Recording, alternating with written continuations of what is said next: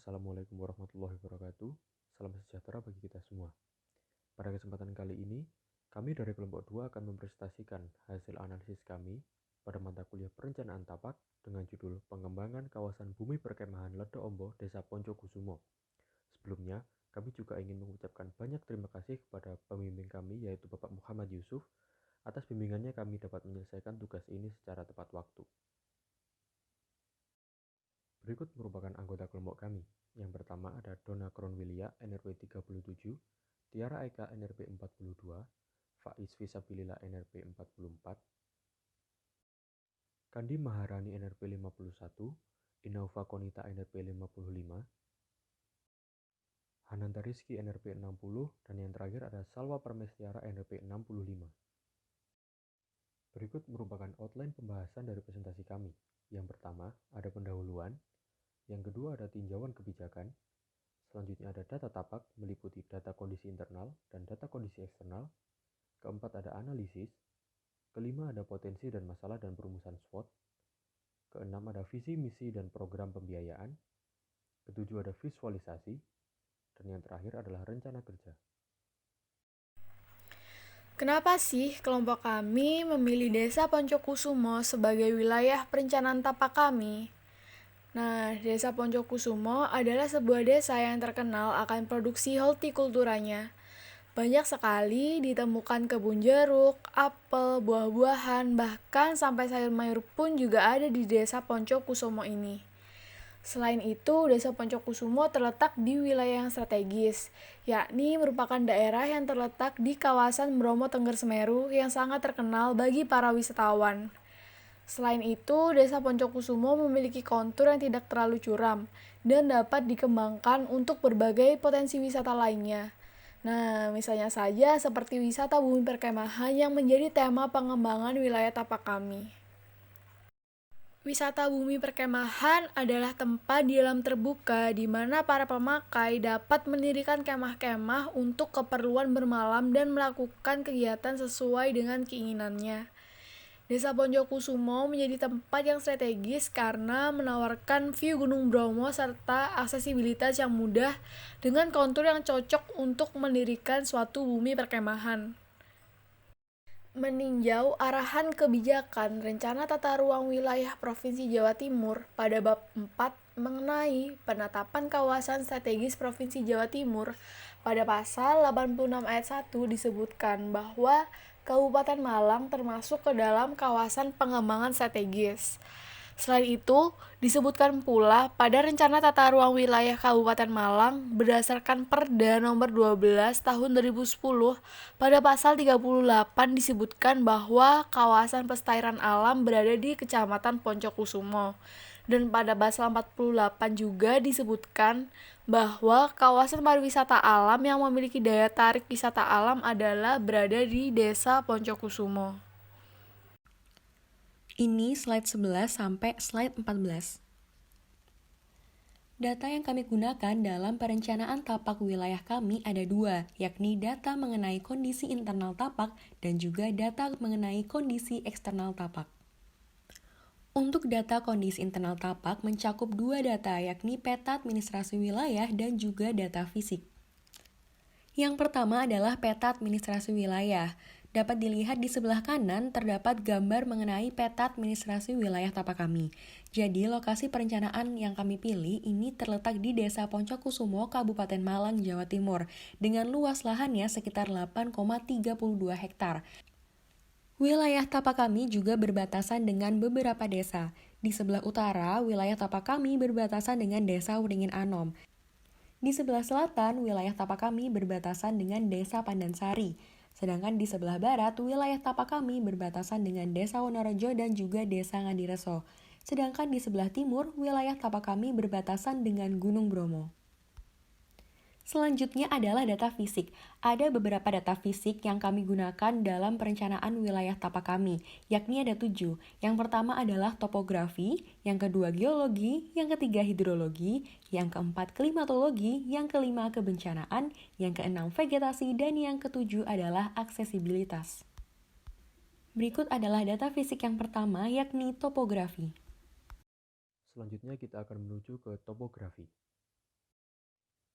Topografi secara ilmiah artinya adalah studi tentang bentuk permukaan bumi dan objek lain seperti planet, satelit alami, yaitu bulan, dan juga sebagainya, serta asteroid. Dalam pengertian yang lebih luas, topografi tidak hanya mengenai bentuk permukaan saja, tetapi juga vegetasi dan pengaruh manusia terhadap lingkungan, dan bahkan kebudayaan lokal atau ilmu pengetahuan sosial. Topografi umumnya menyuguhkan relief permukaan, model 3 dimensi, dan identifikasi jenis lahan. Untuk lebih mengerti apa itu topografi, kita akan membahas ada apa saja di dalam aspek topografi ini. Yang pertama ada kelerengan. Kemiringan tanah atau kelerengan dapat dinyatakan dalam bentuk persentase. Pernyataan untuk setiap 1% kemiringan tanah berarti terdapat perbedaan tinggi sebesar 1 meter dari dua tempat yang berjarak 100 meter. Kelurahan Poncokusumo sendiri secara keseluruhan didominasi oleh kelerengan dengan persentase 15-25%. Sedangkan untuk wilayah perencanaan sendiri, kondisi kelerengan berkisar antara 26-35% serta 46-55%. Wilayah dengan kemiringan lahan sebagai berikut rawan terjadi bencana tanah longsor dan juga erosi, sehingga pada bagian analisis kelerengan nanti akan diketahui metode apa yang tepat untuk menangani permasalahan ini. Selanjutnya adalah ketinggian. Seperti yang kita tahu, Kecamatan Poncokusumo sendiri terletak di Kabupaten Malang, dan Kabupaten Malang terletak di daerah dataran tinggi, sehingga Kecamatan Poncokusumo memiliki fisiografis lahan berupa dataran tinggi dengan konfigurasi datar, hingga perbukitan dan pegunungan. Dataran tinggi merupakan daerah dengan ketinggian di atas 700 meter dari permukaan laut. Ketinggian di wilayah perencanaan sendiri memiliki klasifikasi yang beragam. Di sini, kami membaginya menjadi 4 klasifikasi. Yang pertama, ketinggian dengan klasifikasi 910-920 mdpl. Yang kedua adalah 920-930 mdpl. Yang ketiga adalah 930-940 mdpl. Dan yang terakhir adalah klasifikasi dengan ketinggian lebih dari 940 meter. Sedangkan untuk morfologinya sendiri, wilayah perencanaan terletak di daerah perbukitan sedang dan perbukitan sedikit curam. Dapat dilihat, berikut ini merupakan visualisasi dalam bentuk peta mengenai morfologi wilayah tapak, di mana di sini terdapat 3 klasifikasi, yaitu perbukitan landai, perbukitan sedang, yang terakhir adalah perbukitan sedikit curam. Dan yang terakhir adalah kontur. Garis kontur adalah garis imajiner pada suatu wilayah atau area di atas peta yang menghubungkan dan memperlihatkan beberapa titik pada peta yang memiliki ketinggian yang sama. Garis ini selanjutnya menunjukkan pergerakan atau perkembangan naik turunnya suatu keadaan tanah. Wilayah tapak yang terletak di Kecamatan Poncokusumo memiliki kontur berkisar dari 900 meter hingga 940 meter dengan interval kontur sebesar 10 meter. Data fisik kondisi internal, geologi. Geologi ditunjukkan dengan jenis tanah apa yang ada di wilayah perencanaan. Berdasarkan RT/RW Kabupaten Malang, jenis batuan yang menyusun area tapak adalah batuan lato coklat kemerahan. Adapun kandungan yang dimiliki, yakni memiliki volume tanah yang tebal, bahan organik rata-rata sebesar 5%, unsur hara sedang hingga tinggi. Dan tentunya ini sangat sesuai dengan perencanaan tapak depan. Untuk yang selanjutnya, data kondisi internal tapak pada aspek hidrologi. Nah, berdasarkan kondisi existingnya, wilayah perencanaan ini tidak dilewati sungai apapun secara langsung, tetapi terdapat sungai yang terdekat, yaitu Sungai Lesti, yang berada di sebelah selatan daerah perencanaan. Selanjutnya adalah data internal terkait klimatologi. Berikut ini adalah peta terkait data curah hujan berdasarkan BMKG Kabupaten Malang yang menunjukkan bahwa rata-rata curah hujan pada wilayah perencanaan tapak adalah 2.300 mm per tahun. Lalu terkait kecepatan angin pada wilayah perencanaan tapak, berdasarkan data BMKG Kabupaten Malang, setiap hari berkisar antara 3 hingga 4 km per jam, dengan arah angin yang bergerak dari arah utara menuju ke arah selatan. Lalu selanjutnya ini adalah peta arah pencahayaan matahari. Pada wilayah perencanaan tapak, arah pencahayaan mataharinya bergerak dari arah timur menuju ke arah barat. Lalu yang terakhir terkait klimatologi adalah kelembapan dan suhu udara. Untuk kelembapan tahunan pada lokasi perencanaan tapak berkisar antara 60 hingga 96%, serta suhu yang mencapai 20 hingga 31 derajat Celcius. Selanjutnya adalah data kondisi kebencanaan. Menurut data sekunder dari RT/RW Kabupaten Malang, di Kecamatan Poncokusumo terdapat potensi bencana letusan gunung berapi, yaitu tepatnya di Desa Ngades dan Desa Gubuk Kelakah. Dikarenakan lokasi-lokasi ini terdapat di sekitar Pegunungan Semeru dan juga Gunung Bromo yang masih aktif. Kemudian selain itu terdapat juga potensi bencana tanah longsor yang terdapat hampir di semua kecamatan di Kabupaten Malang termasuk Kecamatan Poncokusumo. Nah, berikut ini adalah gambar daerah rawan letusan gunung berapi dan juga daerah rawan longsor akibat hutan gundul di Kecamatan Jabung dan juga di Desa Pait yang terdapat pada RT/RW Kabupaten Malang. Nah, berikut adalah data tingkat kritis lahan di Kecamatan Poncokusumo. Dapat dilihat bahwa berdasarkan RT/RW Kabupaten Malang, di Kecamatan Poncokusumo itu terdapat lahan kritis di Desa Ngades dan Desa Pandansari. Dan juga jenis tanaman yang dibudidayakan di sini yaitu apel dan sayuran yang tidak dapat menahan pondasi tanah. Nah, berikut adalah peta rawan bencana letusan gunung berapi di wilayah perencanaan. Nah, dapat dilihat pada peta bahwa wilayah perencanaan memang tidak berada pada daerah rawan letusan gunung berapi. Namun karena gunung terdekat dengan lokasi yaitu Gunung Semeru dan Gunung Bromo itu merupakan gunung aktif, jadi tetap dibutuhkan mitigasi bencana. Nah, berikut adalah peta rawan bencana longsor di wilayah perencanaan berdasarkan data dari BNPB.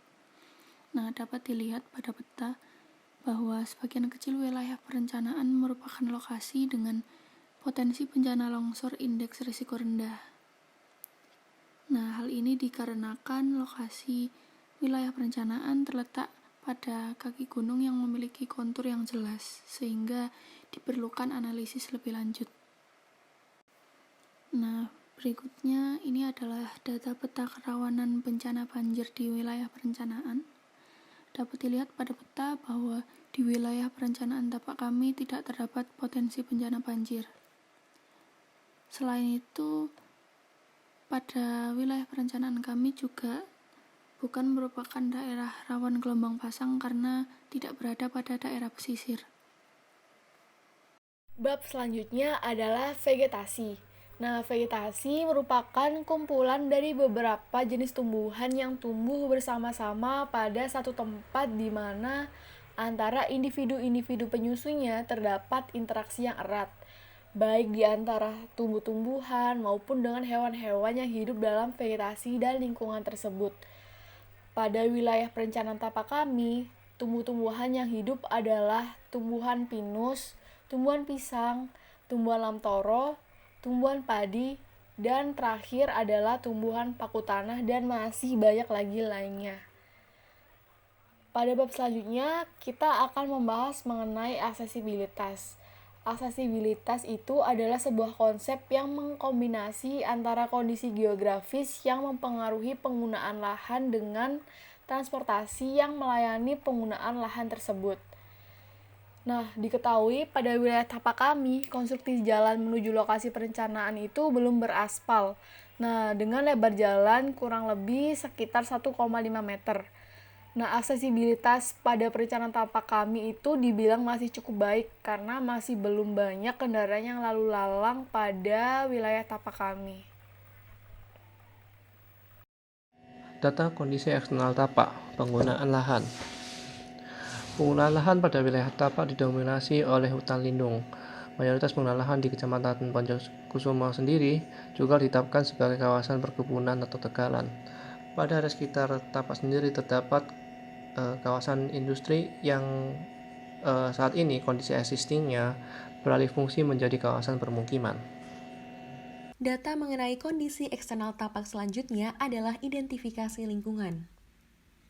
Nah, sesuai dengan arahan RT RW, Desa Poncokusumo yang terletak di Kecamatan Poncokusumo, Kabupaten Malang ini direncanakan menjadi kawasan perkotaan, dengan salah satu wilayah pengembangannya adalah wilayah pengembangan tumpang yang menaungi wilayah tapak kami. Salah satu fungsinya adalah sebagai pusat pelayanan pariwisata. Di Desa Poncokusumo sendiri, utamanya di sekitar lokasi tapak, ada beberapa lokasi pariwisata yang juga sama-sama masih bisa dikembangkan dan bisa saling mendukung Desa Poncokusumo untuk jadi pusat pelayanan pariwisata. Di antaranya, wisata tersebut adalah wisata Coban Banyu Biru Muda, JSS atau Jamun Sunset Sunrise, dan Taman Kali Lesti Poncokusumo.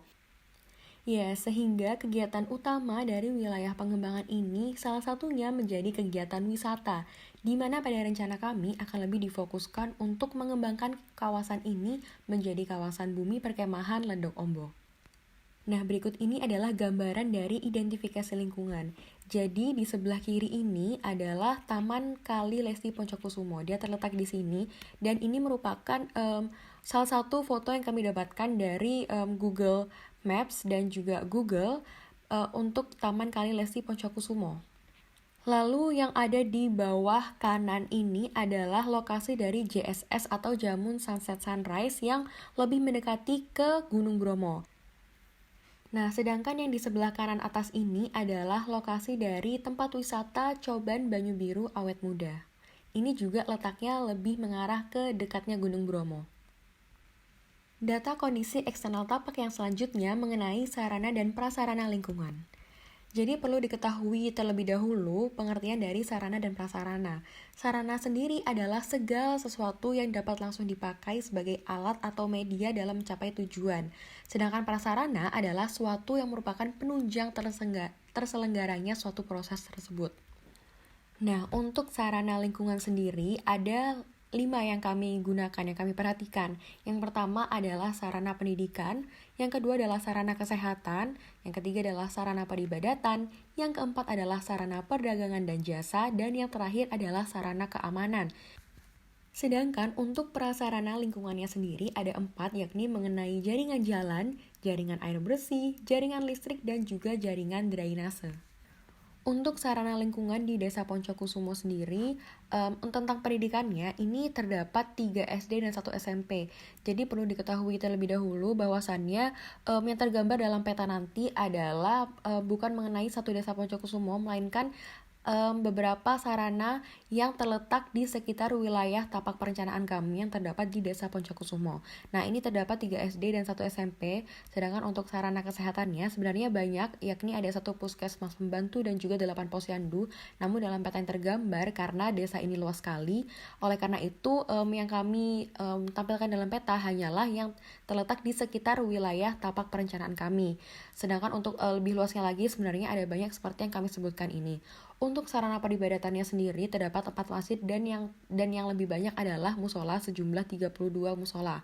Dan sedangkan untuk sarana perdagangan dan jasa ini lebih banyak terdapat toko kelontong dan rumah makan di Desa Poncokusumo ini. Untuk sarana keamanannya sendiri nanti ada satu polisi sektor kantor polisi yang terletak di dekat tidak jauh dari wilayah tapak perencanaan kami. Nah, berikut ini adalah peta-peta dari sarana lingkungan. Ini di sebelah kiri ada sarana pendidikan. Dapat dilihat bahwa ada 4 sarana pendidikan yang letaknya tidak terlalu jauh dari lokasi wilayah tapak perencanaan kami. Lalu yang di sebelah kanan ini adalah sarana peribadatan. Untuk sarana peribadatan sebenarnya di dalam lokasi tapak kami juga ada 1 musola yang menunjang kegiatan dari wisata ini. Nah, selanjutnya adalah peta mengenai sarana lingkungan kesehatan. Untuk selanjutnya adalah gambaran mengenai sarana lingkungan mengenai perdagangan dan jasa. Ini kami ambil dari Google Maps. Dapat terlihat bahwasannya sarana perdagangan jasa yang ada di Desa Poncokusumo ini lebih banyak didominasi oleh restoran atau rumah makan dan juga toko kelontong. Nah, sarana tersebut banyak terletaknya nggak jauh dari sekitaran lokasi tapak kami. Selanjutnya adalah prasarana lingkungan mengenai jaringan jalan. Nah, jadi kondisi dari jaringan jalan yang tersedia ini dapat dikatakan memadai. untuk dikembangkan, meskipun akses ke lokasi tapak ini sebenarnya didominasi oleh satu jalur saja. Untuk lokasi wilayah perencanaan sendiri dekat dengan jaringan jalan lain, jalan lokal, dan juga jalan setapak. Ini dapat dilihat pada peta pada legendanya.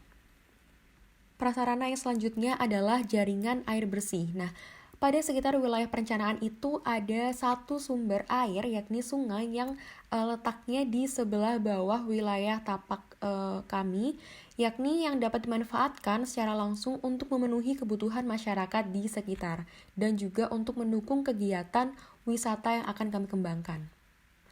Selanjutnya adalah prasarana mengenai jaringan drainase. Jadi drainase ini adalah rangkaian cara pembuangan kelebihan air yang melimpas atau melewati suatu daerah tersebut. Jaringan drainase di sekitar lokasi tapak perencanaan kami ini sudah ada, dan keberadaannya itu mengikuti jaringan jalan yang ada. Dan jenis drainase di sekitar wilayah tapak kami adalah jenis drainase yang terbuka. Dan yang terakhir adalah prasarana mengenai jaringan listrik. Jadi wilayah perencanaan kami yang terletak di Desa Poncokusumo ini sudah dialiri oleh jaringan listrik dengan tipe JTR atau jaringan tegangan rendah.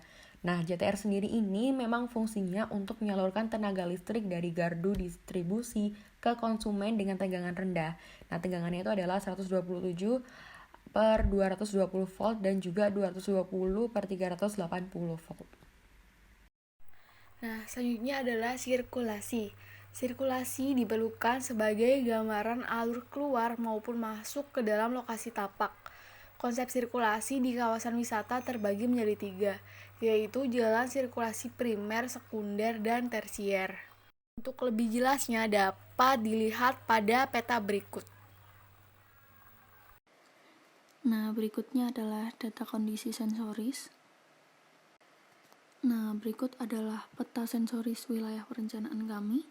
Dapat dilihat bahwa bentuk alami yang ditonjolkan pada kawasan sekitar tapak kami adalah pemandangan bentang alam berupa hutan dan pepohonan yang didominasi oleh pohon pinus. Pohon pinus ini banyak tersebar di sekitar kawasan perencanaan. Nah, sebagian besar penggunaan lahan existing kawasan, yakni untuk lahan terbuka dan juga pepohonan. Sedangkan jaringan jalan yang berada di wilayah perencanaan kami adalah berupa jalan berkelok bermaterial tanah yang mengikuti bentuk fisik wilayah perencanaan. Nah, berikut adalah lampiran gambar bentang alam yang berada di wilayah perencanaan tapak kami. Dapat dilihat bahwa banyak sekali pepohonan di sini. Kemudian yang selanjutnya data ke-7 eksternal tapak mengenai perabot ruang luar. Data perabot ruang luar ini berfungsi sebagai penunjang kegiatan seperti papan petunjuk nama atau untuk keindahan visual. Kondisi existingnya terdapat beberapa elemen. Yang pertama yaitu Gapura Selamat Datang di Desa Poncokusumo. Kemudian yang selanjutnya terdapat tugu persimpangan desa dan papan petunjuk jalan.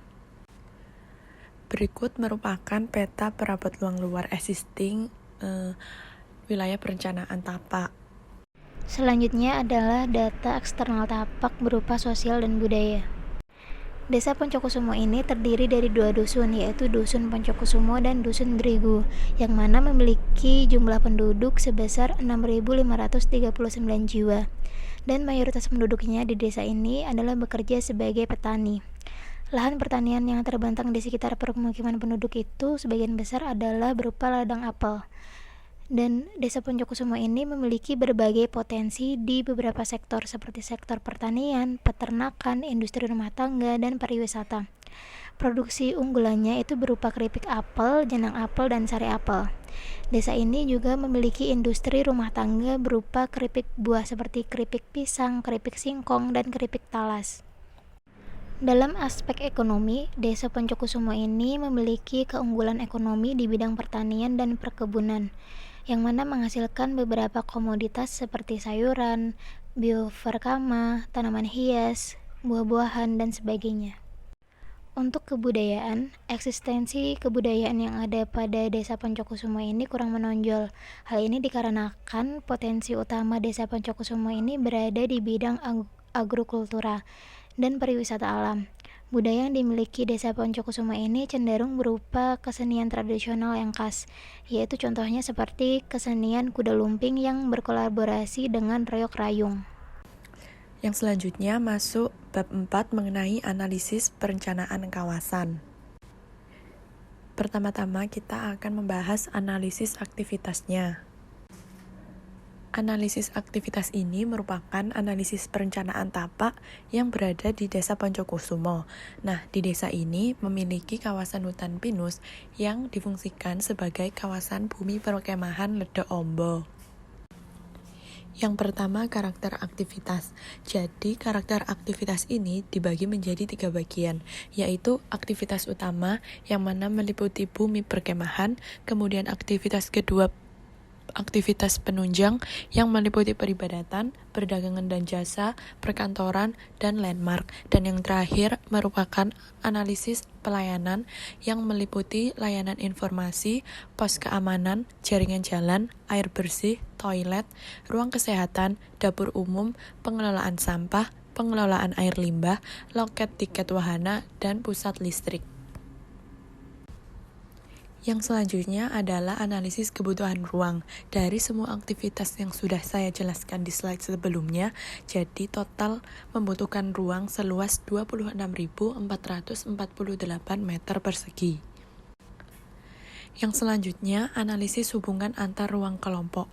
Jadi terdapat 2 kriteria, yaitu berhubungan kuat dan tidak berhubungan antar ruang. Seperti contoh, bumi perkemahan dengan musola berhubungan kuat, maka letaknya harus berdekatan. Sedangkan bumi perkemahan dengan pengelolaan air limbah tidak terdapat hubungan antar kelompok ruang, maka letaknya boleh berjauhan. Berikutnya kita akan lanjut menuju analisis tapak. Yang pertama adalah konstelasi wilayah. Kecamatan Poncokusumo sendiri, dalam kaitannya dengan konstelasi Kabupaten Malang, terletak di bagian timur yang termasuk ke dalam Taman Nasional Bromo Tengger Semeru dengan luas 206,32 km persegi. Sedangkan untuk batas administrasinya adalah di utara berbatasan dengan Kecamatan Tumpang, di sebelah selatan berbatasan dengan Kecamatan Wajak, di sebelah barat berbatasan dengan Kecamatan Tajinan, di sebelah timur berbatasan dengan Kabupaten Probolinggo dan atau Kabupaten Lumajang. Sesuai dengan RT/RW Kabupaten Malang, kawasan Poncokusumo diarahkan untuk menjadi kawasan strategis dalam pengembangan wisata serta menjadi pengembangan kawasan strategis untuk permukiman, yang mana untuk mendukung Kota Malang. Selain itu, karena Kecamatan Poncokusumo termasuk ke dalam kawasan Taman Nasional Bromo Tengger Semeru, maka menurut RT/RW Kabupaten Malang, di Kecamatan Poncokusumo banyak terdapat kawasan hutan yang mana juga merupakan sarana resapan air yang memiliki kemampuan yang sangat baik. Analisis zoning. Analisis zoning dilakukan untuk merencanakan organisasi ruang dengan batasan kegiatan tertentu. Berdasarkan level ragam kegiatannya, zoning dibagi menjadi zona publik, zona semi-privat, dan zona privat dan masing-masing pengertian sebagai berikut. Zona publik merupakan tempat yang dapat dijangkau oleh semua orang tanpa batasan. Zona semi-privat adalah daerah antara menuju area yang lebih khusus dan kegiatan yang lebih khusus. Zona privat adalah daerah yang hanya boleh dikunjungi oleh orang-orang tertentu. Contohnya adalah karyawan, dan terdapat pemeriksaan terlebih dahulu. Berdasarkan gambar, zona publik ditandai dengan warna hijau terdiri dari information center, area parkir, musola, toilet. Kemudian tuh zona semi-private yang ditandai oleh warna kuning terdiri dari area perkemahan, food court, cottage, ruang serbaguna, ruang kesehatan, dan area perkantoran. Kemudian untuk zona privat yang ditandai oleh warna merah terdiri dari zona khusus, ruang khusus karyawan, dan ruang pusat instalasi. Analisis lingkungan. Dalam melakukan analisis lingkungan di wilayah perencanaan tapak, dibutuhkan data sarana sebagai gambaran kondisi existing, sehingga dapat ditentukan rencana apa yang akan diperlukan untuk memenuhi kebutuhan dalam pengembangan bumi perkemahan Ledok Ombo Poncokusumo. Pada kondisi existing, sarana yang terdapat di area tapak belum terpenuhi secara lengkap dan letaknya belum beraturan, sehingga cukup sulit untuk diakses oleh wisatawan, dan juga terdapat beberapa sarana yang letaknya berada jauh di area tapak seperti sarana kesehatan. Kemudian pada peta perencanaan, sarana pada area tapak dilengkapi sesuai dengan standar yang berlaku, dan kemudian letaknya ditata sedemikian rupa agar mudah diakses oleh wisatawan. Dalam peta rencana, area tapak juga dibagi menjadi beberapa zona, seperti zona perkemahan ditandai warna hijau, zona perdagangan dan jasa ditandai oleh warna merah, zona perkantoran ditandai oleh warna ungu, dan zona penunjang lainnya yang ditandai oleh warna kuning. Selanjutnya kita akan menuju ke aspek topografi. Seperti yang sudah dijelaskan di awal tadi, bahwa wilayah perencanaan tapak kali ini kelerengannya didominasi oleh kelerengan sebesar 26-35% serta 46-55%, yang mana pada kelerengan tersebut rawan terjadi tanah longsor dan juga erosi, sehingga perlu diterapkan sebuah metode untuk mengantisipasi hal tersebut, yaitu menggunakan grading tapak ulang menggunakan cut and fill. Sehingga kelerengan pada wilayah tapak akan berkisar antara 0-15% dan juga 15-25%. Yang mana pada kelerengan tersebut cocok untuk digunakan sebagai lokasi wisata alam, seperti contohnya sebuah perkemahan. Yang mana hal ini juga sudah disesuaikan dengan Permenpar nomor 24 tahun 2015 tentang standar usaha bumi perkemahan, di mana kelerengan tempat perkemahan harus berkisar antara 0-15%. Dapat dilihat di bawah ini merupakan visualisasi dalam bentuk peta mengenai data existing kelerengan dari wilayah tapak dan juga rencana wilayah tapak setelah dilakukan proses cut and fill. Pada analisis aksesibilitas pada kondisi existing, zona tinggi diketahui merupakan jalan lokal yang berada di kawasan permukiman, yaitu berada di Jalan Raya Poncokusumo. Nah, jalan ini tuh banyak dilalui oleh kendaraan karena merupakan jalan utama di Desa Poncokusumo. Sementara zona akses rendah merupakan hierarki jalan lingkungan yang berada pada lokasi perencanaan tapak. Jalan ini itu hanya bisa dilalui oleh satu kendaraan roda 4 dan merupakan jalan setapak. Selanjutnya adalah analisis aksesibilitas rencana tapak. Pada zona akses tinggi yang berwarna biru merupakan terdapat Tourism Information Center dan tempat parkir kendaraan wisatawan. Sementara pada zona akses rendah terdapat area perkemahan, area olahraga, area bermain, area kafe atau warung makan, toko serba ada, ruang serbaguna, kantor, cottage, ruang karyawan, dan ruang pusat instalasi yang pada peta dilambangkan berwarna hijau. Lalu analisis selanjutnya adalah analisis terkait arah angin dan lintasan matahari. Dalam melakukan analisis arah angin dan lintasan matahari ini, dibutuhkan data arah angin dan lintasan matahari existing. Analisis ini dilakukan untuk menentukan sumbu ideal, di mana sumbu ideal ini merupakan garis perpotongan antara jalur lintasan matahari dan arah angin. Sumbu ideal ini merupakan sumbu yang digunakan untuk menentukan arah orientasi bangunan pada lokasi tapak. Dan berdasarkan data existing di wilayah tapak, arah pencahayaan matahari bermula dari arah timur menuju ke arah barat, dan arah anginnya bermula dari arah utara menuju ke arah selatan, sehingga orientasi bangunan yang direncanakan pada area tapak ini adalah menghadap arah barat daya ataupun menghadap arah timur laut, yang mana ini tegak lurus dengan sumbu ideal. Selanjutnya yaitu analisis view atau sensoris.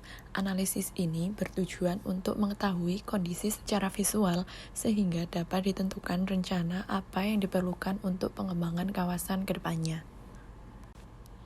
Nah, berdasarkan kondisi existing, view to site berupa hutan dan pepohonan, sedangkan view from site juga berupa hutan dan pepohonan. Untuk rencananya, peletakan exit dan main entrance kawasan perencanaan tapak seperti pada peta yang berada di slide tersebut. Selanjutnya adalah analisis vegetasi. Nah, pada kondisi existing tadi diketahui pada wilayah perencanaan tapak kami itu diketahui ada pohon pinus, padi, pohon pisang, tanaman paku, dan masih banyak lainnya. Untuk perencanaan tapak kami masih menjaga adanya pohon pinus karena adanya pohon pinus ini sangat mendukung adanya perencanaan kawasan bumi perkemahan. Nah, untuk lahan sawah bisa dialihfungsikan sebagai lahan parkir bagi para wisatawan yang ada. Lalu kita menuju ke analisis penyediaan infrastruktur. Yang pertama ada analisis jaringan jalan. Pada kawasan perencanaan tapak, hanya terdapat satu jalan lokal yang dapat diakses oleh pengunjung, yang terletak di sepanjang sisi sungai untuk menuju dan juga keluar dari wilayah perencanaan tapak. Sehingga kegiatan masuk dan keluar perencanaan tapak harus dilakukan secara bergantian. Oleh karena itu, kami merencanakan membangun akses jaringan jalan baru untuk keluar kawasan tapak menuju kawasan Dusun 3 Desa Poncokusumo. Selain itu, kami merencanakan adanya jalan setapak sekeliling lahan perkemahan. Hal ini kami lakukan untuk memudahkan pengunjung dalam melakukan mobilitas menuju sarana-prasarana yang ada di dalam kawasan tapak. Serta hal ini kami wujudkan untuk memenuhi standar minimal dalam pembangunan bumi perkemahan, yaitu harus ramah untuk kaum disabilitas. Analisis jaringan air bersih. Pada lokasi perencanaan tapak, air bersih dialirkan melalui pipa-pipa transmisi dari sumber air yakni sungai. Namun belum ditemukan instalasi jaringan air bersih yang memadai. Pemenuhan air bersih pada lokasi tapak perlu dilakukan peningkatan dengan membangun instalasi pengolahan air bersih. Mengingat kebutuhan akan air bersih pada kawasan pariwisata akan sangat dibutuhkan, baik untuk toilet, cottage, musola, maupun sarana penunjang lainnya. Berikutnya adalah analisis jaringan listrik. Dapat dilihat gambar di sebelah kanan, ini adalah peta rencana jaringan listrik wilayah perencanaan kami. Sedangkan di sebelah kiri, ini adalah perhitungan perkiraan kebutuhan pasokan daya listrik wilayah perencanaan kami, yang kita kelompokkan berdasarkan 3 kategori, yaitu kebutuhan perdagangan dan jasa, untuk kebutuhan sarana prasarana lingkungan, dan juga untuk kebutuhan penerangan jalan. Nah, dari hasil perhitungan yang tadi, yang juga kami dasarkan dengan kondisi existing kami dan juga penggunaan lahan yang akan kami terapkan, dapat diketahui bahwa kebutuhan daya listrik lokasi perencanaan tapak kami yaitu sebesar 347,25 kW per meter persegi. Nah, berdasarkan SNI 031733 tahun 2004, diperlukan penyediaan 1 buah gardu listrik untuk setiap 200 kW daya listrik. Nah, sehingga dapat disimpulkan bahwa lokasi tapak kami memerlukan paling tidak 2 buah gardu listrik untuk memenuhi kebutuhannya. Selanjutnya adalah analisis pengolahan sampah. Analisis pengolahan sampah diperlukan untuk mengetahui tingkat pemenuhan pengolahan sampah baik dari warga sekitar maupun pengunjung yang akan datang nantinya. Pada lokasi perencanaan tapak belum ditemukannya tempat pengelolaan sampah berupa tempat pembuangan sementara.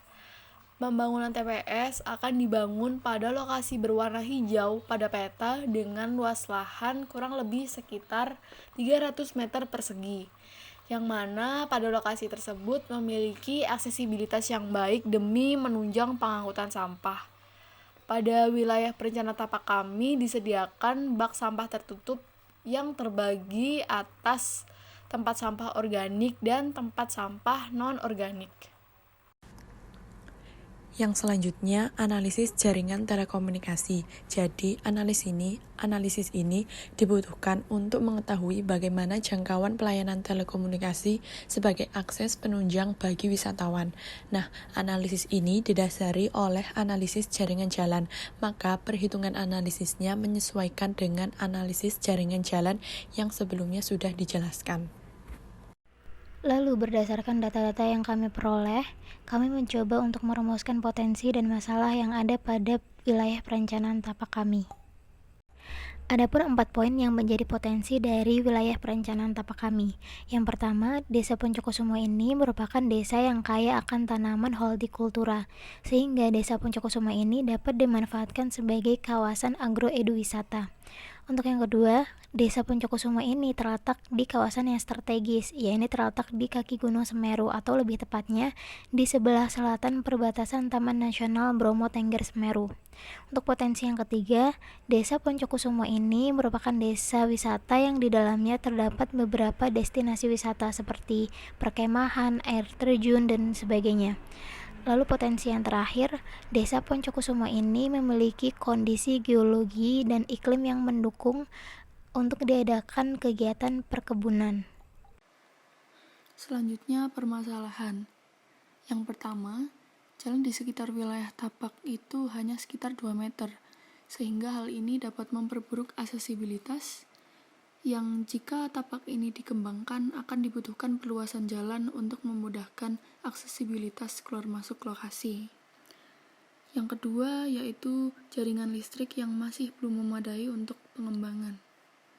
Yang ketiga, kebudayaan di Desa Poncokusumo yang kurang menonjol. Padahal pengembangan sektor kebudayaan dapat menambah keunggulan dan daya tarik desa ini sebagai tujuan wisata edukasi. Dan yang terakhir, sarana perdagangan dan jasa yang tersedia hanyalah toko kecil. Tidak ada rumah makan ataupun penginapan yang bisa mendukung pengembangan tapak sebagai kawasan wisata ke depannya.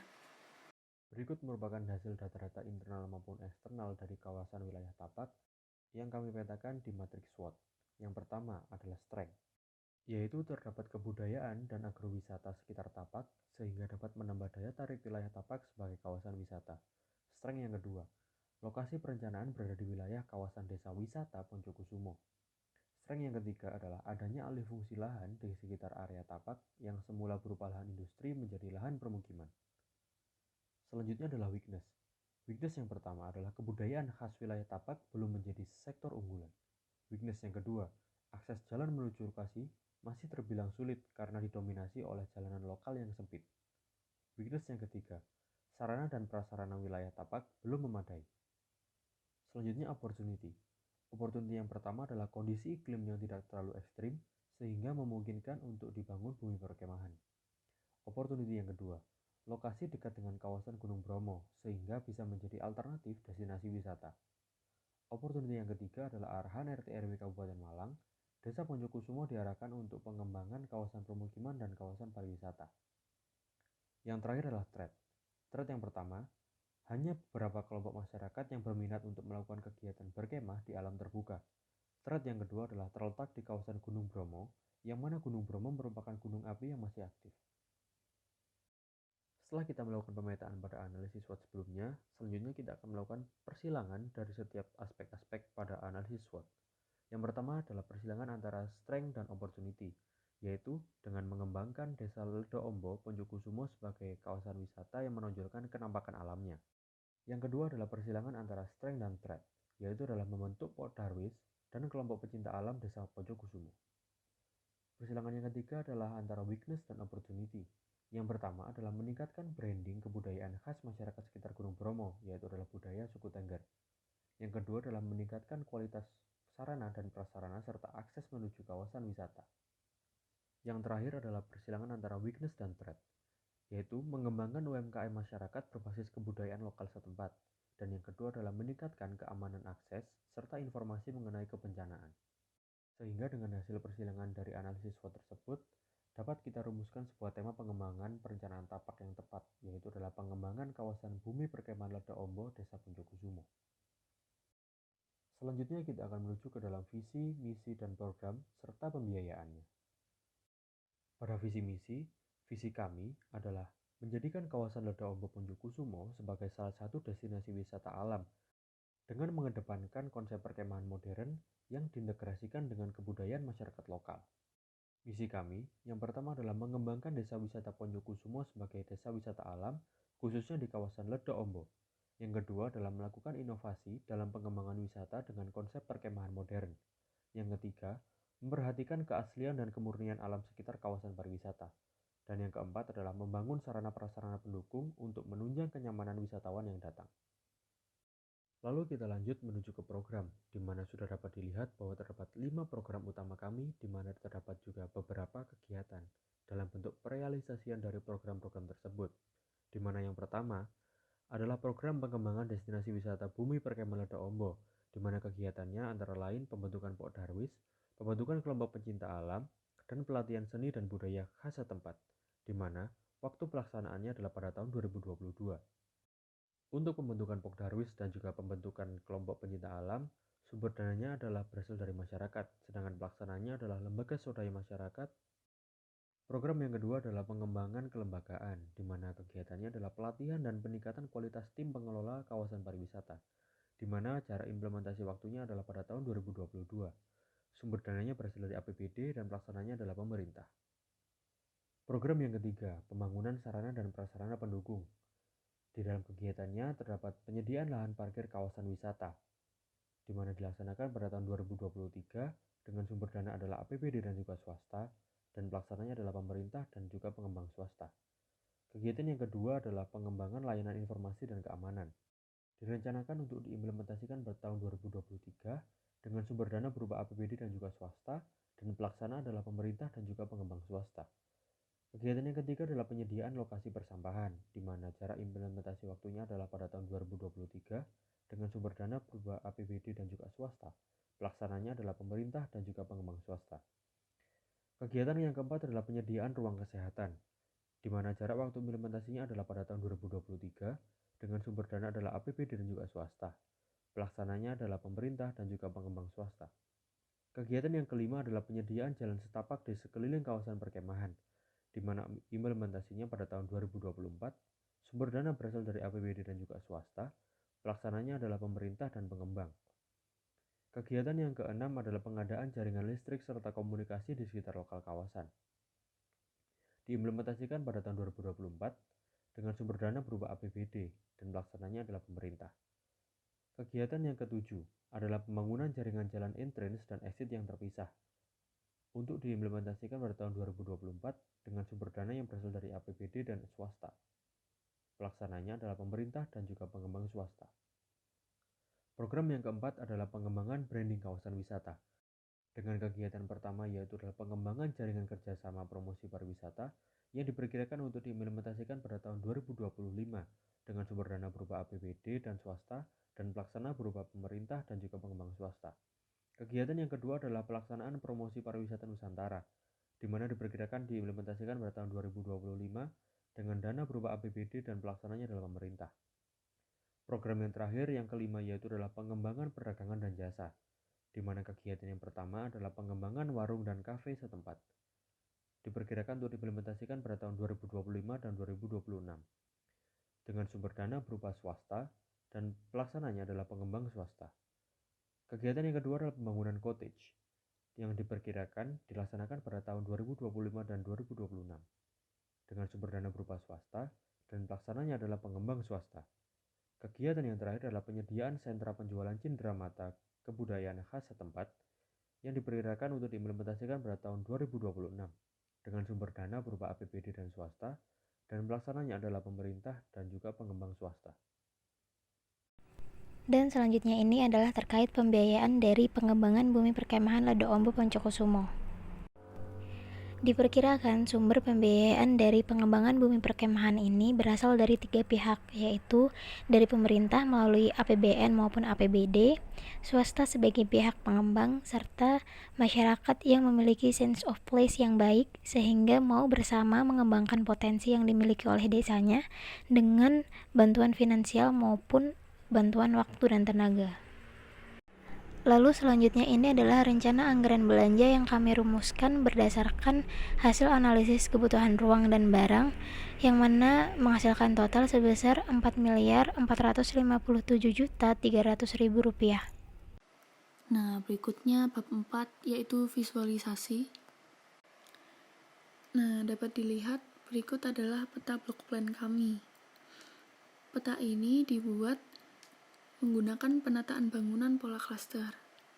Hal ini ditandai dengan adanya sekumpulan bentuk yang tergabung bersama akibat letak yang saling berdekatan atau adanya kesamaan visual. Nah, seperti yang bisa dilihat pada gambar berikut, beberapa bangunan seperti cottage, cafe, dan toserba yang sebelah kanan itu diletakkan berdekatan dan membentuk kesatuan masing-masing, sehingga memiliki suatu variasi yang tampak secara visual. Nah, berikut adalah peta site plan wilayah perencanaan kami.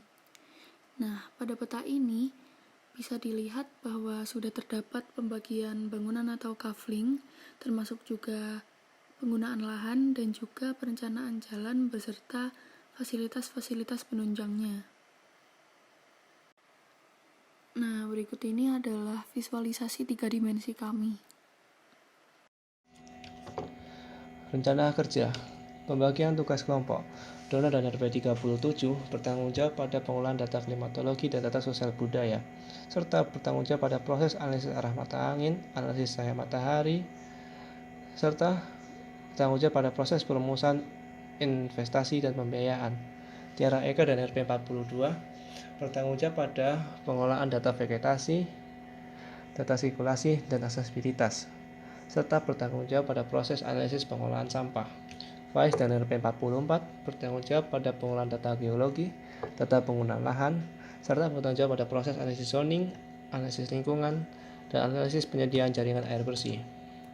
Kandi Maharani dan RP 51 bertanggung jawab pada pengolahan data kebencanaan, data sensoris atau view, serta bertanggung jawab pada proses analisis penyediaan jaringan listrik, dan bertanggung jawab pada proses visualisasi hasil pengembangan tapak melalui media 2 dimensi atau gambar dan media 3 dimensi dan media video. Innova Wanita dan RP 55 bertanggung jawab pada pengumpulan data identitas lingkungan serta pengumpulan data sarana dan prasarana lingkungan. Bertanggung jawab pada proses pengolahan data melalui aplikasi SketchUp dan bertanggung jawab pada proses hasil pengembangan tapak melalui media 2 dimensi atau gambar dan 3 dimensi. Hananta dan RP 60 bertanggung jawab pada pengolahan data topografi dan kontur tanah, bertanggung jawab pada proses analisis konsentrasi wilayah, bertanggung jawab pada proses analisis pendirian jaringan jalan, bertanggung jawab mengkoordinir proses analisis SWOT, bertanggung jawab pula mengkoordinir proses perumusan visi misi, indikasi program, kegiatan, dan tahapan pengembangan. Salwa dan RP 65 bertanggung jawab pada pengolahan data hidrologi, pengolahan data perabot ruang luar, pengolahan data sensoris, serta bertanggung jawab pada mengkoordinir proses analisis aktivitas dan proses analisis penyediaan jaringan telekomunikasi.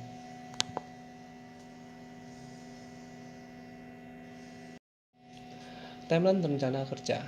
Tahap pertama, yaitu tahap persiapan, dilakukan pada pekan ke-11. Kemudian tahap pengumpulan data dilakukan mulai dari pekan ke-11 hingga pekan ke-13. Kemudian kami menyempatkan untuk survei primer dan validasi data pada pekan ke-13. Kemudian pada pekan yang sama kami menyusun laporan progres, kemudian dilanjutkan pada asistensi progres yang pertama. Kemudian tahap pengolahan data dan analisa dimulai dari peninjauan data kami lakukan pada pekan ke-13, yakni esok harinya setelah progres 1, dan kami lakukan hingga pekan ke-15. Pada pekan ke-14 dan pekan ke-15 kami melakukan penyusunan laporan proses dan melakukan asistensi progres yang kedua dan yang ketiga, dan tiap feedback yang kami dapati akan langsung kami olah pada keesokan harinya di pekan itu juga. Kemudian pada pekan akhir kami lakukan mulai dari pekan ke-14 hingga ke pekan ke-16. Dimulai dari perumusan konsep pengembangan tapak, kami lakukan brainstorming mulai dari pekan ke-14 hingga ke pekan 16. Kemudian menyicil drafting visualisasi 2 dimensi dan 3 dimensi pada pekan ke-14 hingga ke pekan 16. Kemudian kami menyicil laporan perencanaan tapak mulai dari pekan ke-15 dan hingga akhirnya kami melakukan presentasi final melalui video ini yang kami buat pada pekan ke-16. Dan itu semua telah kami laksanakan dengan sebaik-baiknya.